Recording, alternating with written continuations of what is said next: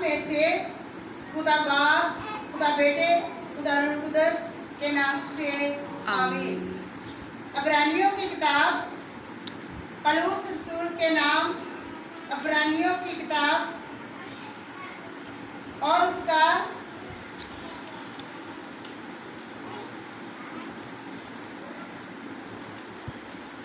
पौलुस रसूल की मार्फत लिखी गई इब्रानियों के नाम किताब और उसका 10वां बाब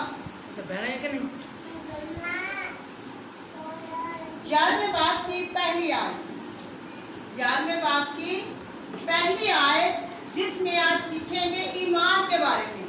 ईमान क्या है, ईमान कैसे पैदा होता है और किसके वसीला से पैदा होता है। पहली आयत में लिखा है कि अब ईमान उम्मीद की हुई चीजों का इस्तेमाल और अनदेखी चीजों का सबूत है। एक ही आयत है,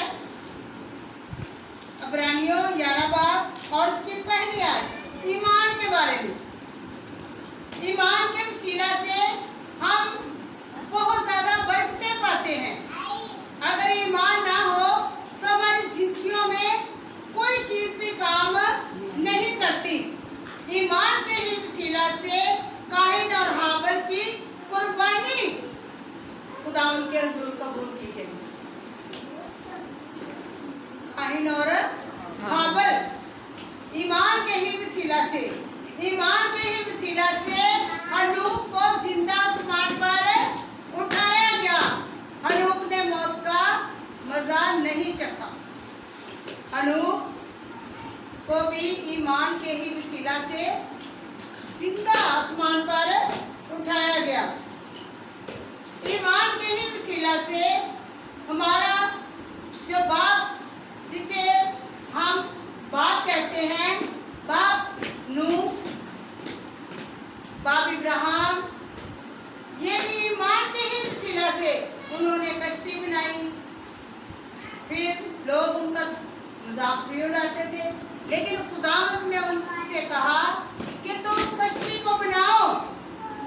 तो उसने खुदावंद की बातों पर ईमान रखा, यकीन किया। उसे ये नहीं कहा कि आप तो कुश्ती है, मैं नहीं बनाऊंगा, ये कैसा पैगाम है। लेकिन उसने ईमान रखा और कश्ती को बनाया। लेकिन जब तूफान आया तो वो बच गया। ईमान के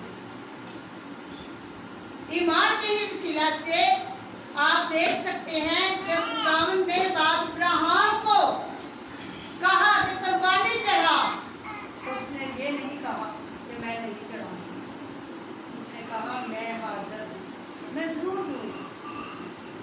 ईमान ही के वसीला से बाप इब्राहिम ने अपने इकलौते बेटे की कुर्बानी दी। ईमान के ही वसीला से आज हम जितने लोग बैठे हुए हैं, इन सब में कोई ना कोई बीमारी, कोई परेशानी, कोई दुख, कोई माली हालात, कोई मुश्किलात हर तरह की हमारी जिंदगी में आती हैं।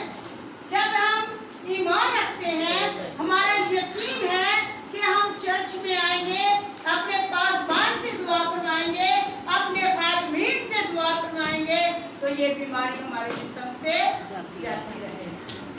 ईमान के ही वसीला से वो जो 12 साल की औरत बीमार थी, उसने खुदा यीशु मसीह का पल्ला छूकर क्या पाई? शिफा पाई। शिफा पाई, क्योंकि उसका ईमान मजबूत था।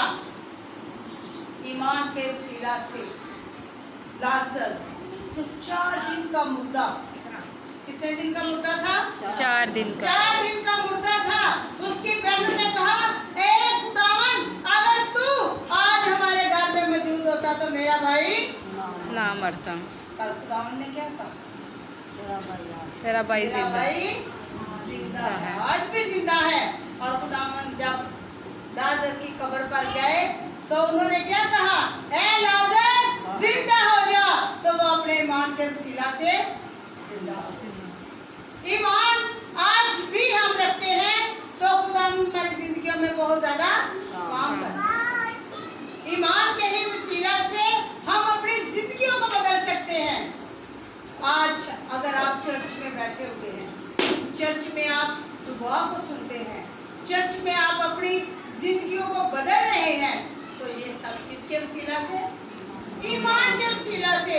अगर हमारी जिंदगियों में ईमान नहीं तो हमारी जिंदगियों में शिफा नहीं।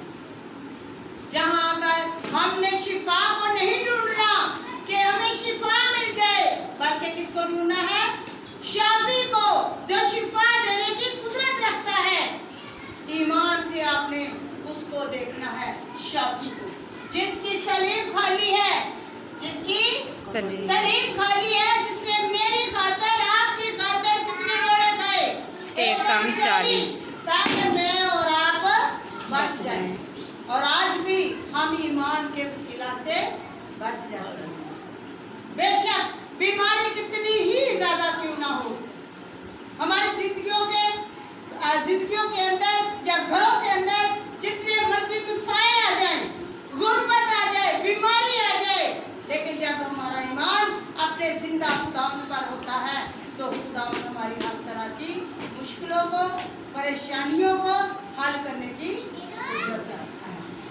जो बहन भाई मुझे YouTube पर देख रहे हैं या फेसबुक पर, उन सब के लिए भी आज ये कलाम है, वो भी अपनी जिंदगियों में ईमान को रखें, उम्मीद को रखें। जब आप ईमान को रखते हैं तो खुदावंद आपकी जिंदगी में काम करते हैं, और जब आप ईमान या उम्मीद नहीं रखेंगे तो खुदावंद आपकी जिंदगी में काम नहीं करेगा। आपको किसी और के पीछे भागने की जरूरत नहीं। बाइबल मुकद्दस में बड़ी खूबसूरत आयत है, औरों के पीछे भागने वालों का गम बढ़ जाएगा। हमें अपने गम को नहीं बढ़ाना, बल्कि अपने जिंदा खुदा के आगे झुकना और उस पर सजदा करना है और अपने खुदावंद पर ईमान और भरोसा करना है। वही हमें हर तरह की मुश्किल से निकालने की कुदरत रखता है। आमीन। आमीन।